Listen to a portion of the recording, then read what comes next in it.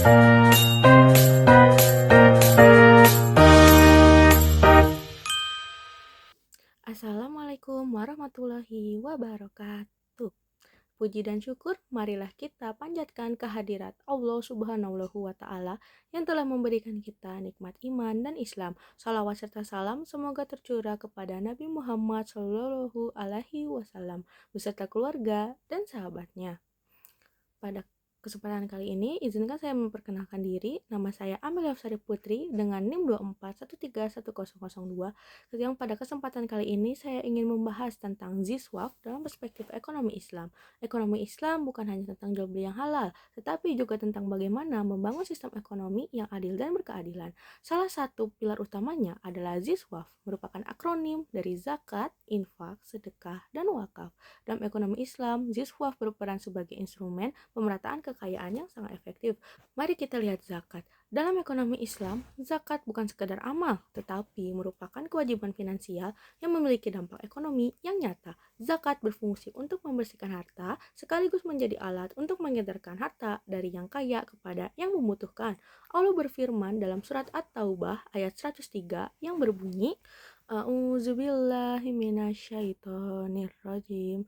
Bismillahirrahmanirrahim.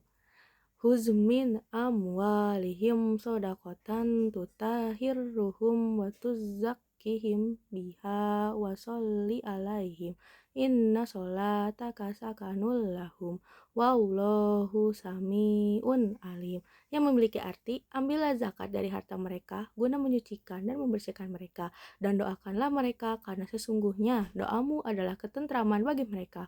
Allah Maha mendengar lagi Maha mengetahui. Kemudian, infak dan sedekah dalam ekonomi Islam, keduanya merupakan bukti nyata dari kepedulian sosial yang diajarkan Islam. Setiap muslim diajarkan untuk tidak hanya memikirkan kepentingan diri sendiri, tapi juga peduli terhadap keadaan sesama. Inilah yang membedakan ekonomi Islam dengan sistem ekonomi lainnya, adanya keseimbangan antara kepentingan individu dan kepentingan masyarakat. Namun yang perlu kita perhatikan adalah agar ZISWAF benar-benar dapat menjadi penggerak ekonomi umat, diperlukan pengelolaan yang profesional dan terarah. Jangan sampai dana ZISWAF ini hanya menjadi bantuan konsumtif yang habis dalam sekali pakai. Assalamualaikum warahmatullahi wabarakatuh, Bapak, Ibu, dan saudara-saudara sekalian.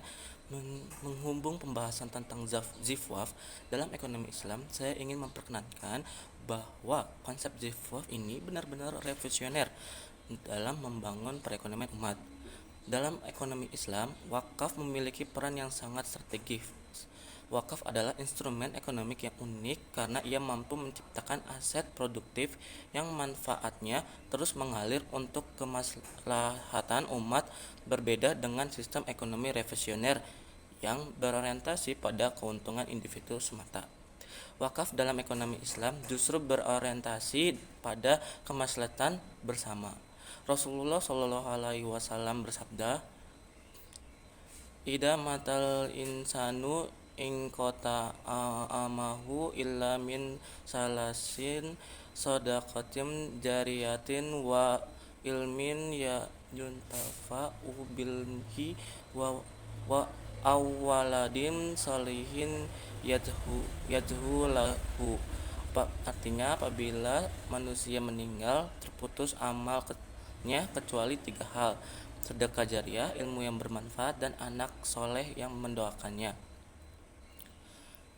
Dalam konteks ekonomi Islam, wakaf produktif seperti tanah untuk pertanian, gedung untuk disewakan, atau modal untuk usaha dapat menjadi sumber pendapat tetap yang digunakan untuk membiayai berbagai program pemberdayaan umat.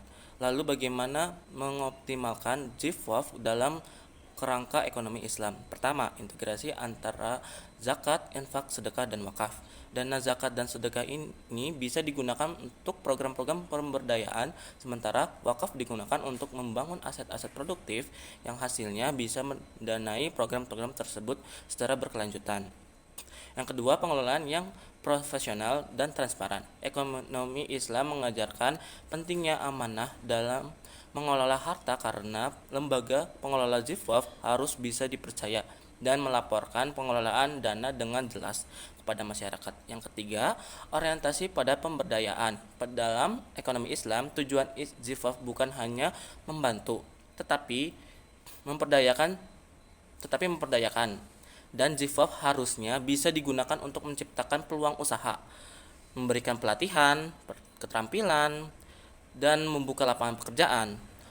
Allah berfirman dalam surat Al-Isra Al-Hasyr ayat 7, kaila yakuna dulatan bainal agniya minkum, supaya harta itu jangan hanya beredar di antara orang-orang kaya saja di antara kamu.